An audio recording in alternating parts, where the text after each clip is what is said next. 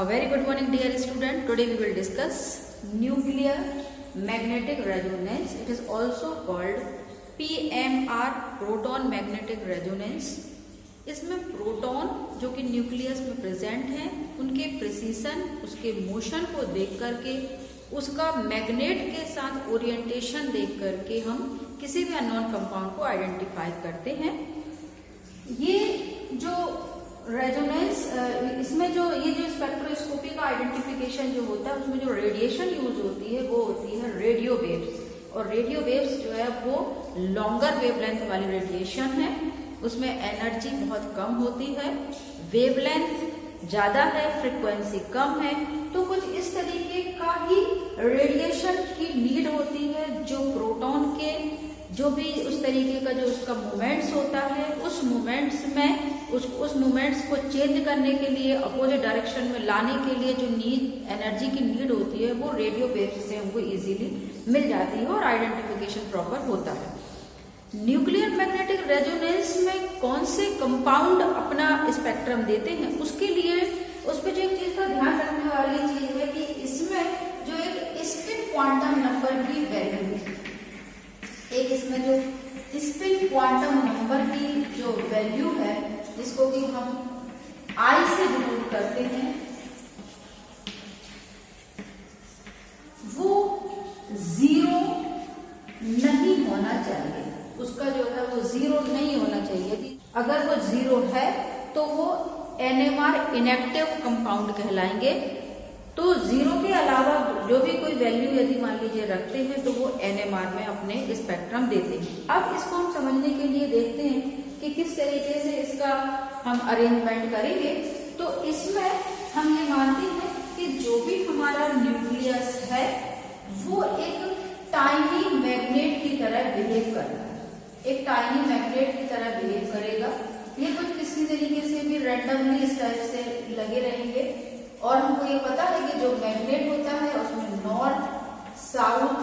North south किसी तरीके के भी इस टाइप के इसमें पोल्स होते हैं और ये इस टाइप से रैंडमली कैसे भी पड़े हुए हैं, इनमें कहीं कोई सीक्वेंस नहीं है। अब हमने क्या किया, इस पर एक एक्सटर्नल मैग्नेटिक फील्ड अप्लाई किया। तो एक्सटर्नल मैग्नेटिक फील्ड जब हमने अप्लाई किया एक पर्टिकुलर स्ट्रेंथ का था वो, उसमें भी नॉर्थ एंड साउथ पोल इसमें होते हैं। अब जैसे ही हमने एक्सटर्नल मैग्नेटिक फील्ड लगाया, जितने भी उसमें जो प्रोटॉन जो टाइनी मैग्नेट की तरह बिहेव कर रहे हैं, अब उनमें अरेंजमेंट हो जाता है। एक उसमें इस तरीके का अरेंजमेंट होता है कि जितने भी जो यहाँ पर प्रोटॉन या जो भी आपका मैग्नेट की तरह जो बिहेव कर रहे हैं उनमें एक प्रॉपर सीक्वेंस मेंटेन हो जाता है।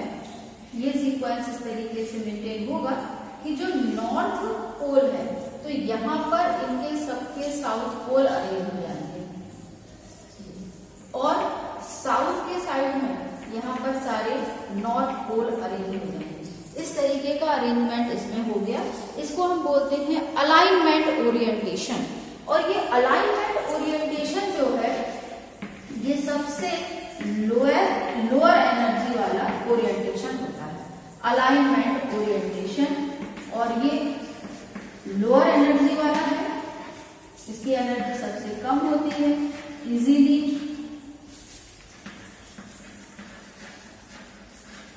लोअर एनर्जी स्टेट है, इजीली ये ऑब्टेन हो जाता है। अब हमने इसके ओरिएंटेशन को चेंज करना है, तो चेंज करने के लिए हमको इसको कुछ एनर्जी देना पड़ेगी। तो एनर्जी हमने कहाँ से दी है, रेडियो वेव से। रेडियो वेव से हमारा क्या है, ये सोर्स है। अब हमने इसमें से एनर्जी देना शुरू की, रेडिएशन देना शुरू किया। अब जैसे ही रेडिएशन देना शुरू करते हैं तो ये जो प्रोटॉन है ये कुछ पर्टिकुलर फ्रिक्वेंसी की लाइट को एब्जॉर्ब करते हैं और एब्जॉर्ब करके इनका ओरिएंटेशन हो जाता है अपोजिट।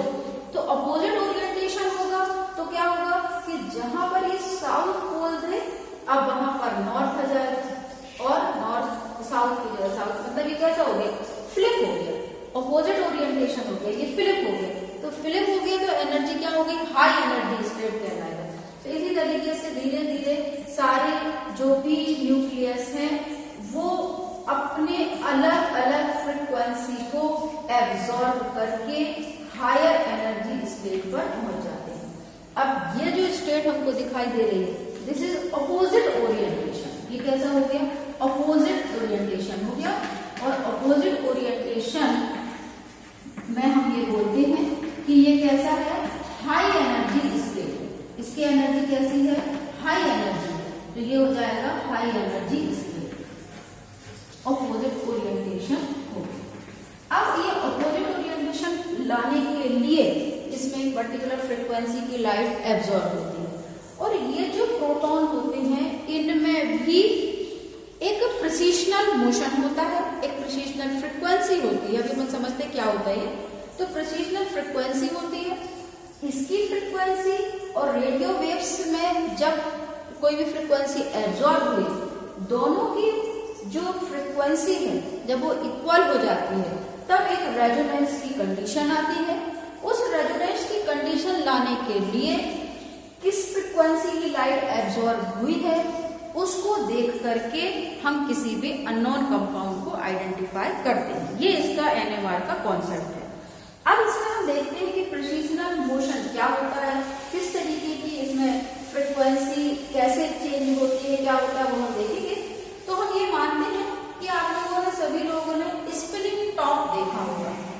स्पिनिंग टॉप जो है उसके मूवमेंट्स कैसा होता है? जो अर्थ का ग्रेविटेशनल फील्ड होता है, ग्रेविटेशनल फील्ड के वर्टिकल एक्सिस पर कैसा घूमता है वो इस तरीके से। मूवमेंट्स कैसा होता है? इस टाइप से, जैसा जैसा जो भौरा बोलते हैं, जिसको हम स्पिनिंग टॉप जो बोलते हैं, इस तरीके से मूवमेंट्स करता है। सेम यहाँ पर भी यही चीज हमने बोला है कि मान लीजिए हमने यहाँ पर एक्सटर्नल मैग्नेटिक फील्ड, जिसको हम V0 से बोलते हैं, इसकी स्ट्रेंथ होती है, तो उसको हमने यहाँ पर लगाया। अब इसका हमने क्या देखा? Vertical axis. वर्टिकल एक्सिस पर हमारा जो भी प्रोटॉन जो कि एक मैग्नेट की तरह बिहेव कर रहा है उसका कुछ इस तरीके से मूवमेंट्स हो रहा है, और ये कैसा घूम रहा है? इस टाइप से, ऐसे घूम रहा है।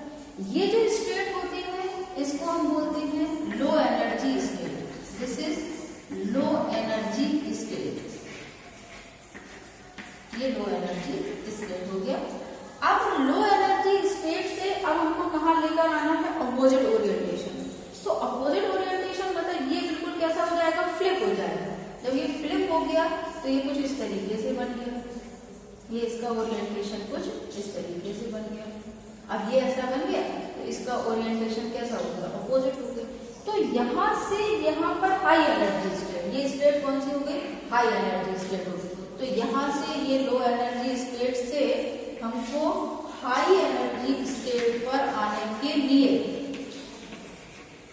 हाई एनर्जी स्टेट आने के लिए कुछ ना कुछ फ्रीक्वेंसी की लाइट एब्जॉर्ब की गई, और इससे एनर्जी स्टेट में चेंजेस आया। जो एनर्जी स्टेट में चेंजेस आता है डेल्टा E, वो किसके इक्वल होता है? H into V। और V क्या है? यहाँ पर फ्रीक्वेंसी है, प्रिसिशनल फ्रीक्वेंसी है। H यहाँ पर क्या है? प्लैंक कांस्टेंट है। तो H इंटू V मतलब फ्रीक्वेंसी जो भी है उसमें जो भी चेंजेस हो रहे हैं, इसमें कितनी प्रिसिशनल फ्रीक्वेंसी है, और फिर उसके बाद एनर्जी को एब्जॉर्ब करके वो अपोजिट डायरेक्शन में आता है। अपोजिट डायरेक्शन में आता है तो जो रेडियो वेव्स से जो फ्रीक्वेंसी आ रही है और इसकी फ्रीक्वेंसी जैसे ही मैच करती है उसी में रेजोनेंस की कंडीशन आती है, और उससे ही हम किसी भी अननोन कंपाउंड को आइडेंटिफाई करते हैं। अब इसमें जो V है, जो हमारा यहाँ पर फ्रीक्वेंसी है, उसको थोड़ा थोड़ा कई सारी चीजों से उसके जो रिलेशन है वो रिलेशन भी हमको समझना है। तो यहाँ पर जो प्रिसिशनल फ्रीक्वेंसी जो होती है V, वो directly proportional to the B0 होता है। Directly proportional to the B0। B0 क्या है यहाँ पर? Strength of external magnetic field. तो एक्सटर्नल मैग्नेटिक फील्ड की वैल्यू जितनी ज्यादा होगी, स्ट्रेंथ जितनी ज्यादा बढ़ती जाएगी, इसमें प्रिसिशनल फ्रीक्वेंसी की वैल्यू भी कितनी हो जाएगी? ज्यादा होती चली जाएगी। फिर इसके बाद यदि हम यहाँ पर V जो है उसका जो रिलेशन होता है वो होता है 2 म्यू V0 अपॉन H। ये भी एक रिलेशन है यहाँ पर। तो यदि इसकी V की वैल्यू को यदि हमको यहाँ पर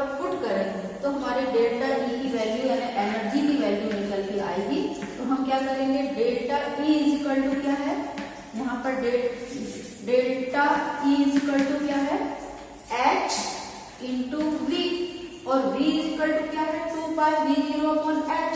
तो यहाँ पर इसको हम जब पुट करते हैं तो h into 2 mu v0 upon h करेंगे, h से h कैंसिल हो जाएगा, तो डेल्टा ई की जो वैल्यू आएगी वो क्या आएगी, 2 म्यू v0, जहां पर म्यू मीन्स होता है मैग्नेटिक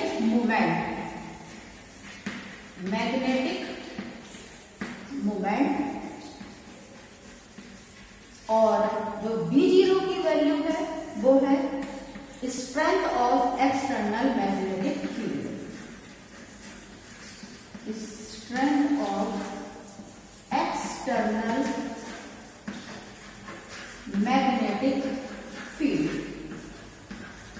एक पर्टिकुलर स्ट्रेंथ का ही हम मैग्नेटिक फील्ड लगाएंगे। जैसे जैसे मैग्नेटिक फील्ड की वैल्यू को हम बढ़ाते जाएंगे या घटाते जाएंगे, उस हिसाब से उसकी फ्रिक्वेंसी की वैल्यू भी बढ़ती या घटती जाएगी।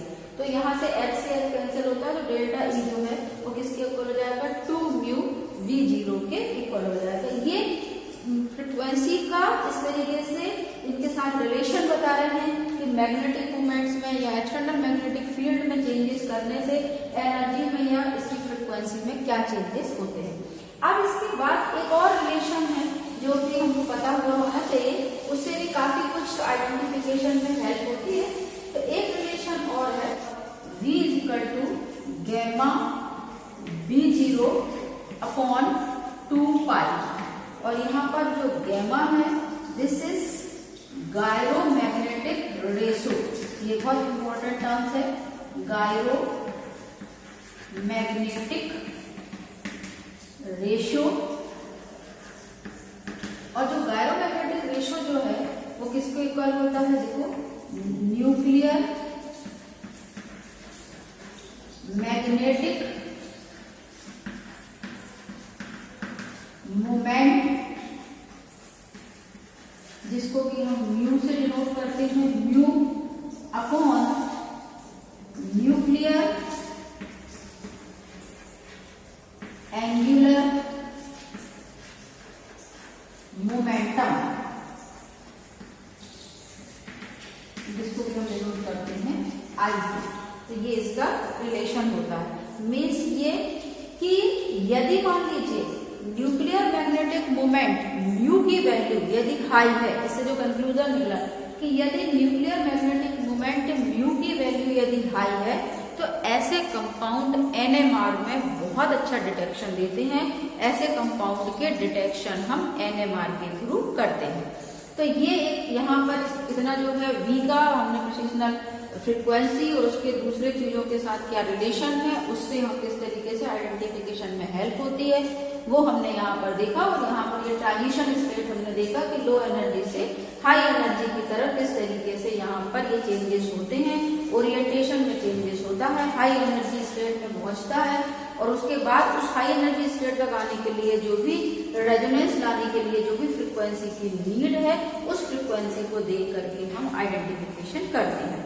अब इसमें कुछ चीजें और हैं जो थोड़ा सा एक आइडिया और हमको मिलेगा कि यदि मान लीजिए हमारे पास स्पिन क्वांटम नंबर आई की वैल्यू यदि हमको पता होती है तो हम काफी सारी चीजें हम निकाल पाते हैं कि उसमें कितने ओरिएंटेशन की पॉसिबिलिटी है, क्या है। तो उसमें हम एक चीज यहाँ पर देखते हैं कि यहाँ पर एटॉमिक मास, यहाँ पर एटॉमिक नंबर और तीसरा हमको spin quantum number, spin quantum number I0 की वैल्यू हमको यहाँ पर निकालना है। तो एटॉमिक मास को हम देखते हैं किस तरीके से रहेगा, देखिए हम यदि मान लीजिए हमारे कोई भी न्यूक्लियस एनएमआर में अपने फिक्स देगा, आइडेंटिफिकेशन देगा या नहीं देगा, उसके लिए मान लीजिए हमारा एटॉमिक मास ऑड है और एटॉमिक नंबर या तो ऑड है या इवन भी हो सकता है, दोनों चीजें। तो उस कंडीशन में स्पिन क्वांटम नंबर की वैल्यू 3/2, 5/2 इस तरीके से रहेगा। मतलब ये NMR एक्टिव मॉलिक्यूल होगा, तो इस तरीके से NMR में अपने आइडेंटिफिकेशन देता है। दूसरी कंडीशन हो सकती है कि मान लीजिए एटॉमिक मास E1 और एटॉमिक नंबर भी E1, उस कंडीशन में I की वैल्यू आएगी 0।